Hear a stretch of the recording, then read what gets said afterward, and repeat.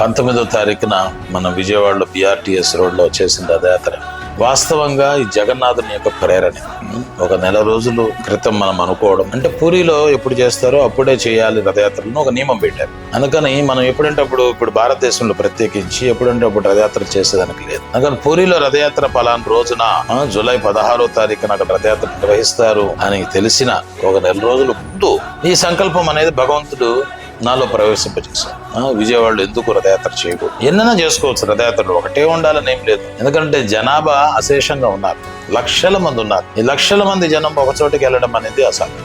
అందుకని ఈ లక్షల మంది ఉన్నటువంటి 20 నుంచి 30 లక్షల జనాభా ఉన్నటువంటి విజయవాడ మహానగరంలో అనేక రథయాత్రలు జరిగితే కానీ వీళ్ళందరికీ కూడా జగన్నాథుని యొక్క కృప లభ్యం కాదు. ఆ సంకల్పంతో మనం ఎందుకు మన హరే కృష్ణ భక్త సమాఖ్య ఆధ్వర్యంలో మనం చేయకూడదనే ఒక సంకల్పం భగవంతుడి నుంచే వచ్చింది. అది నా యొక్క సంకల్పం కాదు. అయితే ఈ సంకల్పాన్ని మన మిత్రుడు, మన శిష్యుడు, ఈ DNDL డివోషన్ ట్రస్ట్ ఫౌండర్ మన సురేష్కి చెప్పడం జరిగింది. ఆయనతో పాటు మన బాలాజీ గారు, రాజు గారు, వాళ్ళందరూ కూడా ఉన్నారు వాళ్ళ ఆఫీసు.